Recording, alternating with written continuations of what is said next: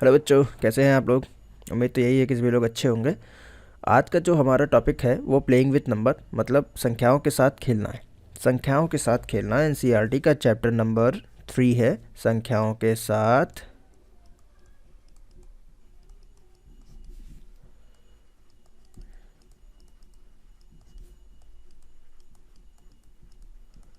खेलना। बहुत बढ़िया। तो ये चैप्टर जो है एग्ज़ाम्स के पॉइंट ऑफ व्यू से काफ़ी इम्पॉर्टेंट है, क्योंकि इससे बहुत सारे सवाल ऑलरेडी पूछे जा चुके हैं, चाहे वो सीजीएल का एग्ज़ाम हो, चाहे एसएससी का एग्ज़ाम हो, चाहे यूपीएससी का एग्ज़ाम हो, मतलब किसी भी लेवल के एग्ज़ाम हो, उनमें इसके सवाल आते हैं। साथ में ये हमारी मैथ्स की जो अंडरस्टैंडिंग है उसको आगे बढ़ाने के लिए भी बहुत ज़्यादा इम्पोर्टेंट करता है। चैप्टर का नाम है संख्याओं के साथ खेलना मतलब playing with number. Playing with number में हम बेसिक क्या है, बेसिकली देखिए इसमें हम लोग फैक्टर्स, मल्टीपल्स, फैक्टर या मल्टीपल्स पे बात करेंगे। पूरा चैप्टर इसी की बेसिस पे है, फैक्टर या मल्टीपल्स पे बात करेंगे। तो पहले हम समझ लेते हैं कि किसी नंबर को लिखने के लिए कितने तरीके हो सकते हैं। जैसे 7 हो गया, 7 को हम कितने तरीके से लिख सकते हैं। 7 को हम लिख सकते हैं 7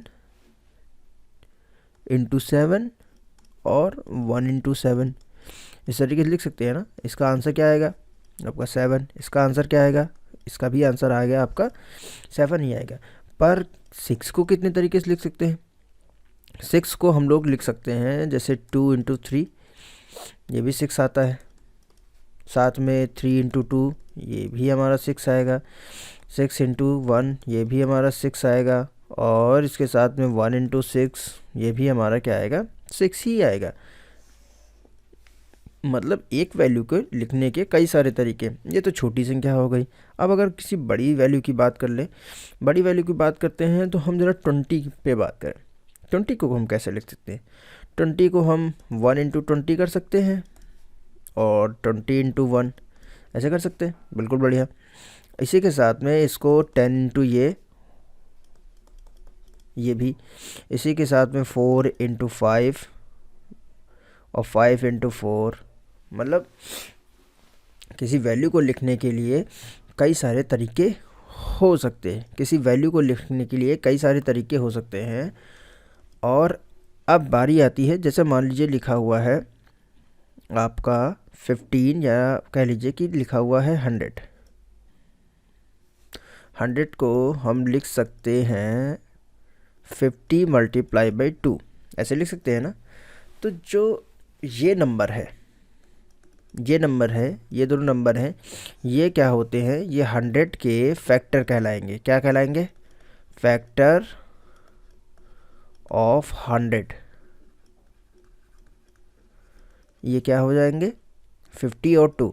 इसको और भी नए तरीके से लिख सकते हैं, मतलब और भी पार्टों में तो लिख सकते हैं।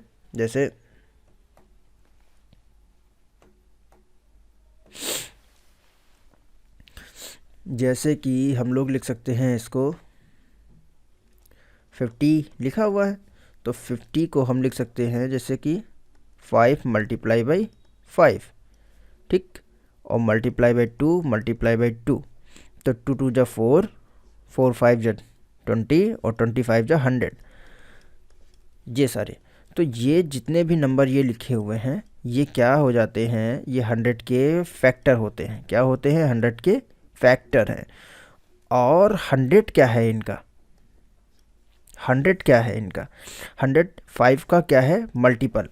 100 क्या है, 5 का मल्टीपल।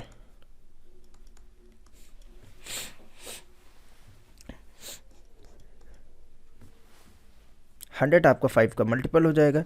इसको हम लोग हिंदी में बोलेंगे गुणन खंड, और ये हमारा क्या हो जाता है, गुणज। तो और एक एग्जांपल और ले ले, जैसे 5 multiply by 3 is equal to 15। तो 15 हमारा क्या हो जाएगा, 5 और 3 हमारे गुणनखंड हो जाएंगे, ठीक। 15 के गुणनखंड क्या है, 5 और 3, और 5 और 3 का गुणक क्या है, गुणज क्या है, हमारा 15। गुणज का मतलब है मल्टीपल और गुणनखंड का मतलब होता है फैक्टर्स। ठीक,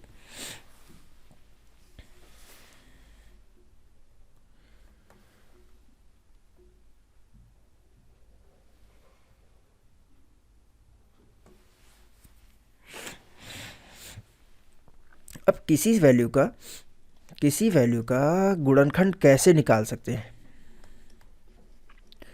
किसी वैल्यू का गुणनखंड कैसे निकाल सकते हैं, इसकी एक गुणनखंड निकालने के लिए एक विधि होती है। जैसे गुणज तो हम निकाल सकते हैं, गुणज निकालने में कोई दिक्कत नहीं आएगी, गुणज निकालने में कोई दिक्कत नहीं है। जैसे 5 का गुणज निकालना है तो 5 का गुणज क्या हो सकता है? 5 का गुणज 5 हो सकता है, 5 का गुणज आपका 10 हो सकता है, 5 का गुणज आपका 15 हो सकता है, 5 का गुणज आपका 25 हो सकता है, एज इट इज़ 5 का गुणज आपका 500 भी हो सकता है। समझ रहे ना? ये अकेले 5 के क्या है, सारे के सारे ये 5 के ही गुणज है। अब जैसे बारी आती है, अब गुणनखंड, चूँकि गुणज तो आसानी से निकाला जा सकता है, मतलब किसी वैल्यू का गुणज निकालना हो तो उसको उसमें मल्टीप्लाई, उसमें कोई भी नंबर मल्टीप्लाई ही कर दो, काम हो जाएगा। होल नंबर कोई भी मल्टीप्लाई कर देंगे, उसका काम हो जाता है।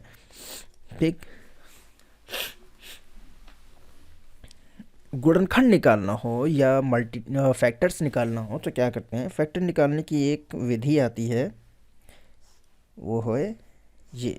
तो अगर हमें निकालना हो 20 के फैक्टर्स, क्या निकालना हो? 20 के फैक्टर निकालना हो तो हम इसको कैसे निकालेंगे? 20 के फैक्टर्स निकालने के लिए क्या करेंगे? या तो हम इसमें बारी बारी से सारी संख्याओं को डिवाइड करते रहें, तब निकाल के आएगा। तो पर ये विधि बहुत ज़्यादा आपकी लंबी हो जाएगी, तो इसके लिए एक बेसिक मेथड दिया हुआ है। इसको करने के लिए हमें क्या करना है? सबसे पहले इसको सबसे छोटी ऐसी संख्या से डिवाइड करना है जिससे ये पूरी तरीके से कट जाए। तो सबसे छोटी कौन सी है? 2। हालांकि 1 से भी कर सकते हैं, पर 1 से करने पे फिर से ये 200 आएगा, तो इसको आगे प्रोसेस करने में बहुत ज़्यादा कठिनाई हो जाएगी, मतलब प्रॉब्लम होगी। तो अगर 2 से डिवाइड करोगे तो क्या आएगा इसका? 100। अब फिर भी ये 2 से डिवाइड हो जा रहा है तो ये क्या हो जाएगा? 50। अभी भी ये 2 से डिवाइड हो जा रहा है, तो इसका मतलब यहाँ पे क्या आ जाएगा? डिवाइड करेंगे तो आंसर आएगा 25। अब ये किससे डिवाइड हो रहा है? 2 से। 3 से डिवाइड हो रहा है? नो। 4 से डिवाइड हो रहा है? नो। किससे डिवाइड हो रहा है? 5 से डिवाइड हो रहा है? यस। इसको यहाँ रख दीजिए। फिर 5 किससे डिवाइड होता है? ये आपके क्या हो जाए, जो भी निकल के आता है, जैसे 2 2 2 5 इंटू 5, ये क्या हो जाते हैं? आपके 200 के मल्टीपल्स हो जाते हैं। ये क्या है? 200 के मल्टीपल्स होते हैं, गुणनखंड होते हैं। अब इन्हीं की हेल्प से हम नए नए मल्टीपल्स को क्रिएट कर सकते हैं। जो बेसिक मल्टीपल्स होते हैं वो यही हैं, इनकी हेल्प से हम लोग कई सारे मल्टीपल्स क्रिएट करते हैं। जैसे 2 2 2 का multiply 8 multiply by 5 multiply by 5 is equal to 200 हो जाएगा। ठीक,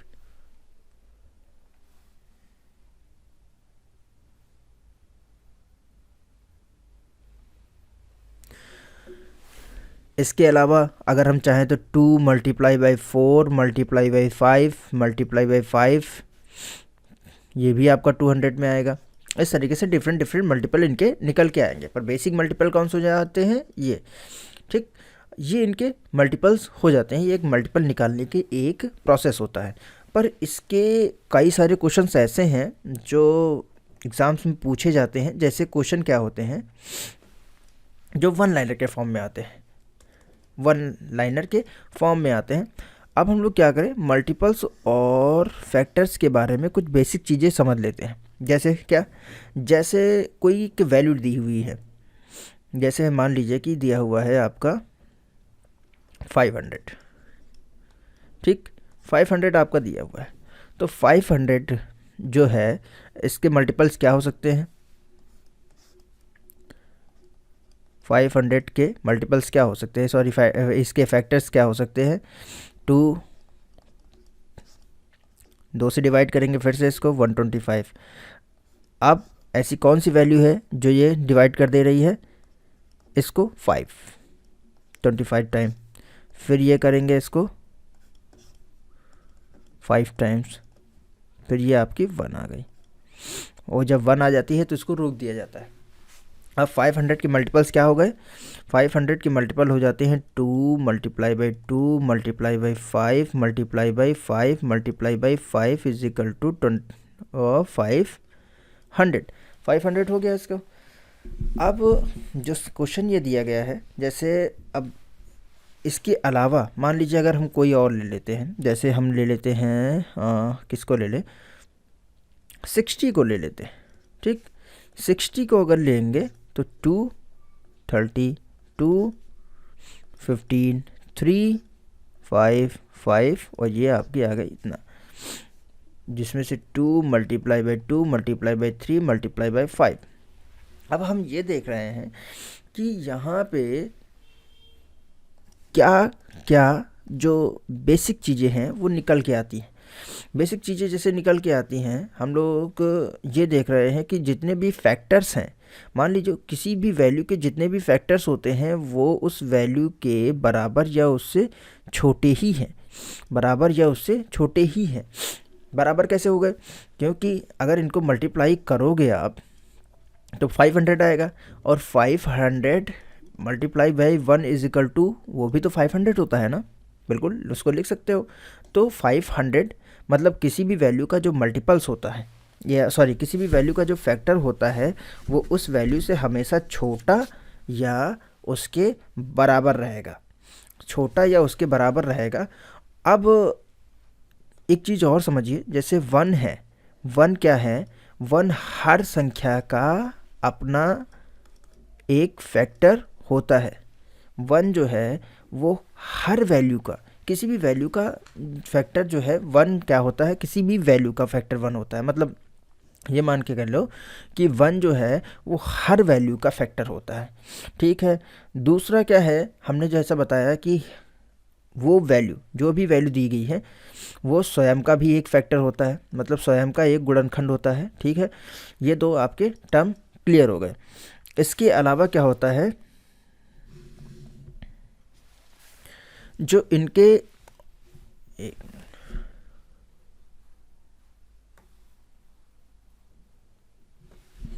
इसके अलावा जितने भी फैक्टर होते हैं, जितने भी आपके फैक्टर हो जाते हैं, वो उस वैल्यू को पूरी तरीके से विभाजित कर देते हैं, मतलब डिवाइड कर देते हैं। डिवाइड तो मतलब अगर 500 हम लेते हैं, 500 को लेते हैं, 500 के फैक्टर्स हमारे क्या क्या थे, 2 multiply by 2 multiply by 5 multiply by 5 multiply by 5। तो 500 2 से डिवाइड हो जाएगा, बिल्कुल हो जाएगा। 500 5 से डिवाइड हो जाएगा, बिल्कुल हो जाएगा। अगर इसको ले ले 5 मल्टीप्लाई बाई 5 25, 500 25 से डिवाइड हो जाएगा, बिल्कुल हो जाएगा। 500 अगर इन तीनों को एक साथ ले ले, 500 125 से डिवाइड हो जाएगा, 4 टाइम में बिल्कुल डिवाइड हो जाएगा। अगर इसको ले ले 500 क्या हमारा 250 से डिवाइड हो जाएगा, बिल्कुल हो जाएगा हमारा डिवाइड। इसी तरीके से 500 हमारा 500 से डिवाइड हो जाएगा, बिल्कुल डिवाइड हो जाएगा। मतलब जितने भी फैक्टर्स होते हैं वो किसी भी वैल्यू के, जितने भी फैक्टर होते हैं किसी भी वैल्यू के, मतलब एक्स वैल्यू कोई भी 100 या 200 या 500 1500 2000 जो भी है, उसके जितने भी फैक्टर होंगे वो उस वैल्यू को पूरी तरीके से डिवाइड कर सकते हैं, पूरी तरीके से डिवाइड आपके कर सकते हैं। ठीक, और किसी वैल्यू के जो फैक्टर्स होते हैं, किसी भी वैल्यू के जो भी गुणनखंड होते हैं वो क्या होते हैं, फाइनाइट होते हैं। क्या होते हैं आपके, फाइनाइट होते हैं। हाँ, फाइनाइट होते हैं। फाइनाइट कैसे होते हैं, जैसे मान लीजिए कि हमने दिया हुआ है एक बहुत बड़ी संख्या, जैसे 5 3 2 2 8, ये वैल्यू दे रखी है। तो इसका जब भी हम लोग गुणनखंड निकालेंगे, जब भी XYZ गुणनखंड निकालेंगे, पहले इसको 2 से डिवाइड करेंगे, फिर आने वाली वैल्यू को से डिवाइड करेंगे, फिर एक नई वैल्यू से डिवाइड करेंगे। तो जितने भी इनके नंबर्स होंगे वो हम काउंट कर सकते हैं कि हाँ, जैसे इसके फैक्टर कितने आए थे, 5। अगर देखा जाए तो कॉमन अगर कर लें तो 2 और 5 इनके एक बेसिक फैक्टर हो जाते हैं। इनके फैक्टर और जितने भी इनके फैक्टर्स आएंगे उन्हें हम लोग क्या कर सकते हैं, काउंट कर सकते हैं। हाँ, काउंट इसको कर सकते हैं, पर क्या इनके मल्टीपल्स को काउंट कर सकते हो आप? क्या आप 5 के मल्टीपल्स को काउंट कर सकते हो? मल्टीपल्स,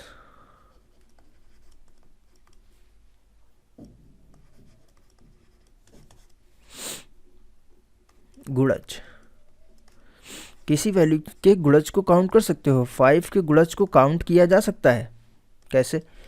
5 के गुणज मल्टीप्लाई 1, फिर 5 को मल्टीप्लाई बाई 2, 5 को multiply by 3, 5 multiply by 4, 5 multiply by 5, 5 multiply by 6, इस तरीके से 5 मल्टीप्लाई बाई इनफाइनाइट। तो क्या इनफाइनाइट को काउंट कर सकते हो? नो। तो जवाब है आपका नहीं। किसी भी वैल्यू के हम लोग गुणनखंड फैक्टर्स को काउंट कर सकते हैं, बट उनके मल्टीपल्स को काउंट नहीं कर सकते हैं। ठीक है। अब जो वैल्यू जो हम बता चुके हैं कि हर वैल्यू अपना एक मल्टीपल्स लेके आता है। ठीक है। और रिकैप कर लेते हैं, एक मिनट रुकते हैं, फिर से ये देख लेते हैं कि हर वैल्यू का 1 जो है एक फैक्टर होता है। फिर दूसरी बात यह है कि हर वैल्यू स्वयं का भी फैक्टर होती है। ठीक, स्वयं का ही एक मतलब वो वैल्यू अपना ही एक फैक्टर होती है। जितने भी फैक्टर्स होते हैं वो डिवाइड कर सकते हैं किसको? अपने गुणज को। किसको डिवाइड कर सकते हैं? अपने गुणज को।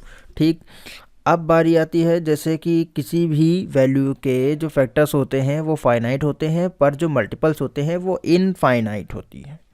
और किसी वैल्यू के जो फैक्टर्स हैं वो उसके बराबर या उससे छोटे हो सकते हैं, पर उससे बड़े नहीं हो सकते हैं। बड़े क्या हो नहीं हो सकते हैं। और क्वेश्चन में आ जाता है कि किसी वैल्यू का जो फैक्टर है, जैसे 5 का फैक्टर क्या 10 हो सकता है? तो गलत जवाब है इसका गलत। 5 का वेक्टर कभी भी 10 नहीं हो सकता है। 5 का वेक्टर कभी भी फैक्टर कभी भी 6 नहीं हो सकता है। इसका जो गुणनखंड है वो कभी भी उससे बड़ा नहीं हो सकता है। चलिए कुछ सवाल सॉल्व कर लेते हैं इसी के साथ।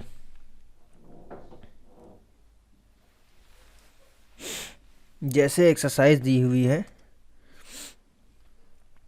एक्सरसाइज आपकी दी है 3.1। 3.1 का जो पहला क्वेश्चन आता है, आप सभी लोग एक काम करेंगे कि जो एनसीईआरटी है, एनसीईआरटी की जो किताब है उसको जब भी आप प्रैक्टिस करेंगे उसको अपने पास रखिएगा, उसके क्वेश्चन सॉल्व करिएगा।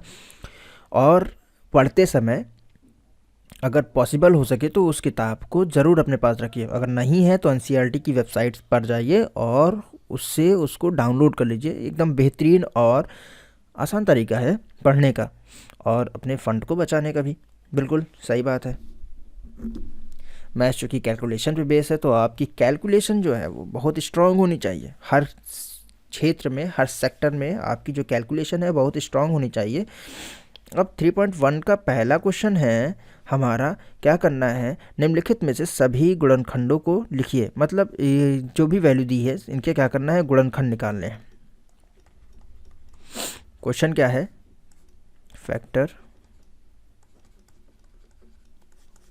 फैक्टर्स में जैसे हम केवल 4 क्वेश्चन लेंगे, बाकी के क्वेश्चन आप सॉल्व करने की कोशिश करिए। 15 सी हो गया आपका, 21 और डी आपका हो जाता है 27। तो इनके गुणनखंड लिखने हैं तो हम लोग इनको कैसे लिख सकते हैं? 1 मल्टीप्लाई बाई 24, सबसे छोटे से स्टार्ट करेंगे, 24 आ जाएगा। और इसको कैसे कर सकते हैं? 2 मल्टीप्लाई बाई 12 कर सकते हैं ना, 24 हो गया। और कैसे कर सकते हैं इसको? 4 मल्टीप्लाई बाई 6, 4 मल्टीप्लाई बाई क्या कर सकते हैं, 6 कर सकते हैं ना, वो भी कितना आएगा 24। और क्या करते हैं 3 मल्टीप्लाई बाई 8, वो भी इसी में आ जाता है। हम लोग 6 मल्टीप्लाई बाई क्या करेंगे, मतलब इनका चूँकि ये तो हो गया, इसको हम लोग रिवर्स भी कर सकते हैं। 8 मल्टीप्लाई बाई 3 हो जाएगा आपका 24, 6 मल्टीप्लाई बाई 4 हो जाएगा आपका 24। इसी तरीके से 12 मल्टीप्लाई बाई 2 भी 24 में आ जाएगा। 24 multiply by 1 is equal to 24। ये सारे क्या हो जाते हैं, इसके फैक्टर हो जाते हैं। 15 का फैक्टर क्या है, 15 का फैक्टर है 1 मल्टीप्लाई बाई 15, जो कि हमने बताया कि किसी वैल्यू का जो 1 है वो सबका क्या है, आपका एक फैक्टर हो जाता है। किसी वैल्यू का जो है, मतलब 1 जो है वो सभी वैल्यू का एक फैक्टर है। दूसरा क्या है आपका 3 मल्टीप्लाई बाई 55, सॉरी, वो भी आपका इसका क्या है, फैक्टर है। 5 मल्टीप्लाई बाई 3 भी एक इसका क्या है, फैक्टर हो जाता है। और 15 मल्टीप्लाई बाई 1 भी इसका एक फैक्टर है। हालांकि रिवर्स में जो वैल्यू लिखी है उनके आंसर सेम ही आते हैं, चाहे तो आप इसे लिखें, चाहे तो इसको आप नेगलेक्ट कर दें। ठीक, ये इसके हो गए। अब बारी आती है 21 की। Same as it is 1 multiply by 21, 3 multiply by 7, इसके कितने फैक्टर हो जाते हैं, ये। और 27 का क्या है आपका, 27 2 से डिवाइड होगी नहीं, क्योंकि लास्ट में क्या है, 7 है। लास्ट में जैसे ही ऑड नंबर होती है वो 2 से डिवाइड नहीं होती है। इसके बारे में अभी हम थोड़ा आगे डिस्कस करेंगे बहुत शांति से, पर अभी के लिए इतना जान लें कि जिसके लास्ट में ऑड नंबर होता है वो 2 से डिवाइड नहीं होता है। अब ये ले लो भाई, 2 7 को हम लोग क्या कर सकते हैं, 27 मल्टीप्लाई बाई 1, फिर इसको 9 मल्टीप्लाई बाई 3, 3 मल्टीप्लाई बाई 9, हम लोग इसको 3 मल्टीप्लाई बाई 3 मल्टीप्लाई बाई 3 ये भी लिख सकते हैं। ठीक, ये इनके क्या है, फैक्टर हो जाते हैं। ठीक, अगर हम लोग बहुत बेसिक की बात करें तो बेसिक में क्या करना है इनको,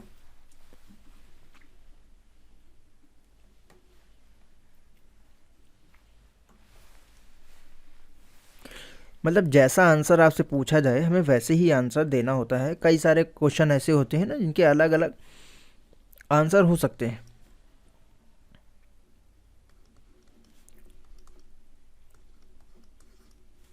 केवल 3 लेते हैं, तो इसमें इसको ऐसे कर दीजिए, 24 को 2 से डिवाइड करिए, 12 आ गया, 2 से डिवाइड करिए, 6 आ गया, 2 से डिवाइड करिए, 3 आ गया, 3 2 से डिवाइड होगा, अब नहीं होगा तो इसको यहाँ पे 3 कर लीजिए, हो गया आंसर आपका। इसके फैक्टर्स कितने हो गए total, 2 multiply by 2 multiply by 2 multiply by 3 is equal to 24।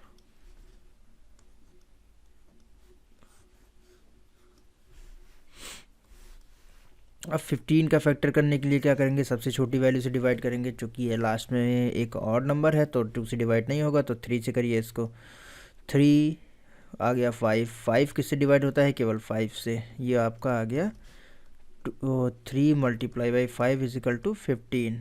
ये आपका इसका गुणनखंड, ये आंसर हो गया।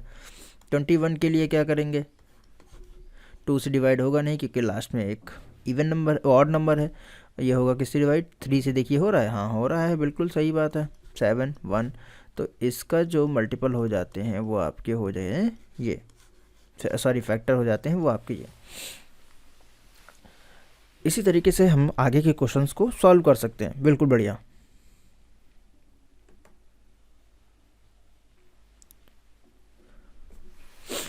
सेकंड क्वेश्चन हमारा है कि किसी वैल्यू के, मतलब जो वैल्यू दे रखी हैं, जैसे इनके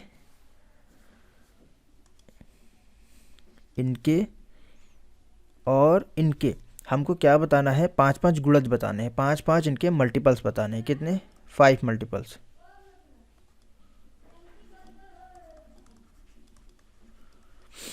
इनके 5 मल्टीपल बताने हैं, तो 5 मल्टीप्लाई बाई 1 5 हो गया, 5 multiply by 2 is equal to हो गया 10, 5 multiply by 3 is equal to हो गया 15, 5 multiply by 20 is equal to 100, 5 multiply by 100 is equal to 500।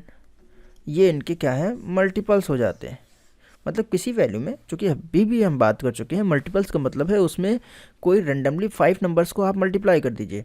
आप 1 को मल्टीप्लाई करेंगी 8 आएगा, 2 को मल्टीप्लाई करेंगे 24 आ जाएगा, सॉरी 16 आ जाएगा, 3 को मल्टीप्लाई करेंगे 24, फिर ऐसे ही 32, ये हो गया 40, ये इनके क्या है, मल्टीपल्स हैं। इसी तरीके से इनके भी ले लीजिए 9, 27, 81, 343, ये सभी क्या है, ये सभी हैं 9 के मल्टीपल्स, ये और 18, ये सभी 9 के मल्टीपल्स हैं। तो अभी आपको बहुत कायदे से क्लियर हो गया होगा कि जो मल्टीपल्स हैं वो क्या हैं, मल्टीपल्स क्या होते हैं और इनके फैक्टर्स क्या होते हैं। ठीक, अगर किसी को समझ में ना आया तो कमेंट करके एक बार ज़रूर पूछ लें। हाँ, अगर राइटिंग में थोड़ी बहुत मिस्टेक हो तो उसे कंसीडर कर लीजिएगा। अगर बेटर करने वाला है तो और बेटर कर सकते हैं, कोई बात नहीं। पर अगर समझ में नहीं आया हो तो आप कमेंट करके पूछ सकते हैं कि हाँ, यहाँ का पॉइंट मुझे समझ में नहीं आया है या ये चीज़ मेरी दोबारा से क्लियर नहीं हुई, तो मैं इसको एक्सपैंड कर दूँगा या एक्सप्लेनेशन करके आगे समझा दूँगा। दूसरा ये है कि देखो, संभवतः एक क्लास में हम लोग सभी चीज़ें डिस्कस कर सकते हैं। जैसे 3 एक्सरसाइज है तो पूरा उसको एक साथ में ही डिस्कस किया जा सकता है। पर मैथ्स की जो ख़ास बात होती है, क्योंकि हम अगर उसको थोड़ा सा पढ़ें और उसको ज़्यादा समय तक रोटेट होने देंगे तो वो हमारे दिमाग में बहुत ज़्यादा घर करता है। क्योंकि घर कर लेगा तो आपको वो याद ज़्यादा वो मेथड जो है वो याद रहेंगे, साथ में ही आपकी जो सॉल्विंग कैपेसिटी है वो इंक्रीज़ हो जाएगी। तो कोशिश यही करिएगा कि उसको टुकड़ों में डिवाइड करिए और टुकड़ों में पढ़िए। और प्रैक्टिस मैथ्स के लिए सबसे ज़्यादा ज़रूरी चीज़ होती है। अगर आप प्रैक्टिस करते रहें तो आपकी मैथ्स स्ट्रॉन्ग, बहुत स्ट्रॉन्ग और सबसे ज़्यादा स्ट्रॉन्ग हो जाएगी। ठीक है, चलिए इसी के साथ हम लोग आज का लेक्चर जो है समाप्त करते हैं। अब अगले वाले चैप्टर में हम लोग क्या करेंगे, कुछ क्वेश्चंस, जैसे कुछ चीज़ें एनसीईआरटी से ही लेंगे, एनसीईआरटी की पूरी चीज़ें कवर करेंगे, और इन केस जो उसमें नहीं होगा तो हम लोग बाहर से भी थोड़ी बहुत चीज़ों को देखेंगे, ताकि हमें जब भी आगे एग्ज़ामिनेशन या हम किसी भी एसएससी या कोई भी एग्ज़ाम्स की तैयारी करने के लिए अगर वो उठाते हैं, कॉपी या किताब उठाते हैं, तो हमें अलग से चीज़ों को याद लर्न ना करना पड़े, टाइम उस पर ज़्यादा वेस्ट ना करना पड़े। ठीक, तब तक के लिए गुड बाय।